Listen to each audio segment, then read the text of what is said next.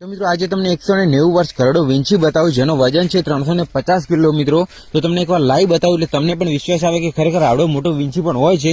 તો મિત્રો આપણે ખેતરમાં ફેરો મારવા માટે આવ્યા હતા અને આપણી પાછળ વીંછી પડ્યો એટલે આપણે ત્યાંથી દોડી ગયા હતા, પણ આપણે પાછા આવ્યા છીએ અને વીંછી તમને બતાવીએ કે જે ઘણો બધો મોટો છે અને ઘરડો વીંછી છે એ તમને એકવાર લાઈવ બતાવી એટલે તમને પણ વિશ્વાસ આવે કે ખરેખર આવડો મોટો વીંછી પણ હોય છે। તો આપણે એકવાર એ જગ્યાએ જઈને તમને લાઈવ બતાવી દઈએ એટલે તમને વિશ્વાસ આવી જશે। બાકી આપણે નાના નાના વીંછી તો ઘણા બધા જોયા જ છે, મેં પણ ઘણી બધા જોયા છે, પણ આ જે વીંછી છે વીંછુઓનો રાજા કહેવામાં આવે છે, એટલે એ ઘણો બધો મોટો છે અને ઘરડો પણ છે એટલે એ રાજા કહેવામાં આવે છે। એટલે તમને પણ બતાવી દઉં જે વીંછુનો રાજા છે તો એકવાર તમને લાઈવ બતાવી દઉં એટલે તમને વિશ્વાસ આવી જશે કે ખરેખર આવડો મોટો વીંછી હોય છે। તો આપણે એકવાર એની જગ્યાએ જવાનું છે, ખાસ જગ્યા છે એ જગ્યાએ, એટલે આપણે એકવાર અહીંયાથી થોડા પાછા ફરવાનું છે કારણ કે અહીંયા ચાલવાની કંઈ જગ્યા નથી અને બટાકા સારા મસ્ત મજાના ઉગ્યા છે। તો એકવાર બટાકા પણ બતાવી દઉં ને વીંછી તો આપણે બતાવવાનો જ છે તમને।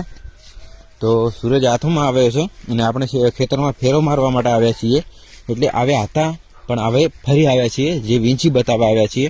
અને સૂરજ દાદા તો આથમી ગયા છે, તમે જોઈ લો કે કેટલું મસ્ત મજાનું વાતાવરણ છે ખેતરની અંદર ને અત્યારે સૂરજ કેવો લાગી રહ્યો છે જોઈ લો।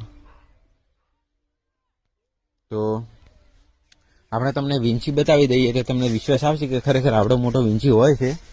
તો આ કૂતરા પણ આવી રીતે બગાડ કરતા હોય છે, જોઈ લેજો મિત્રો, આ જોઈ લો ખેતરની અંદર કૂતરા પણ બગાડ કરે છે, પણ હવે જે કરે ભલે કરતા, આપણે તો હવે તમને વીંછી બતાવવાનો છે એટલે આપણે ખેતરની અંદર આવી ગયા છીએ।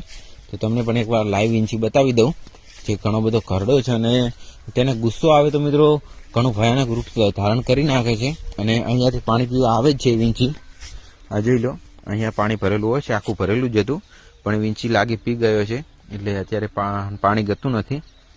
તો હવે તમને વીંછી બતાવી દઉં અને એની પહેલાં એક મસ્ત મજાનો જુગાડ બતાવી દઉં, તમે ખાલી જોઈ લો જુગાડ।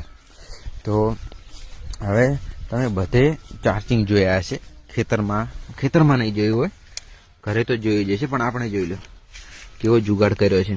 એક બેટરી છે પંપની, આની 1000માં લાવી હતી, આ લાવ્યું હતું 350 રૂપિયામાં અને આ મોબાઈલનું ચાર્જર છે।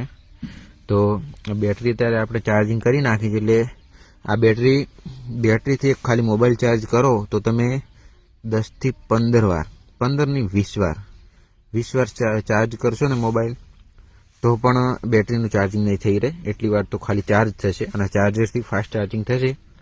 તો આ જુગાડ છે, ખેતરમાં ખેડૂતો કામ કરતા હોય છે, એમને લાઇટ નથી હોતી તો આ વાયરિંગ કર્યું છે અને આ જોઈ લો આ સ્વિચ પાડ છે એટલે અવાજ આવશે અને આગળ લાઇટ ચાલુ થઈ જશે। આ સ્વિચ ચાલુ કરી ને આગળ જોઈ લો આ લાઇટ ચાલુ થઈ ગઈ અને મોબાઈલનું ચાર્જર પણ ચાલુ થઈ ગયું છે। આપણે જોડે બીજો મોબાઈલ નથી ને કે ચાર્જિંગ કરીને બતાવો, બાકી આ મોબાઈલ ચાર્જ હું અહીંયાથી જ કરું છું। અહીંયા ખેતરમાં આપણે જોડે લાઇટ નથી એટલે આપણે ખેતરમાં બધો જુગાડ રાખીએ જ છીએ કારણ કે ખેતરમાં રાત્રે આવીએ એટલે ચાર્જિંગ પણ મૂકીએ અને આગળ એક જગ્યા છે જ્યાં આપણે આગ સળગાવીને બેસીએ છીએ, તાપ કરીએ છીએ।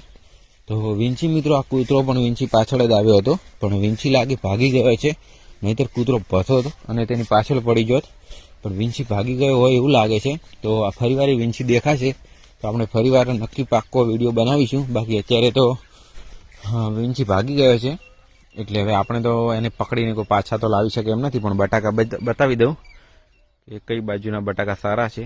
આ બાજુના બટાકા જોઈ લો અને હવે આ બાજુના જોઈ લો કે કયા બટાકા સારા છે, કોમેન્ટ કરજો। બાકી આપણે તો બેને બટાકા સારા જ લાગે છે, બંને બાજુના મસ્ત મજાના છે। તો આપણે અત્યારે વિડીયો એન્ડ કરીએ અને ફરીવાર વીંછી આવશે તો બતાવીશું।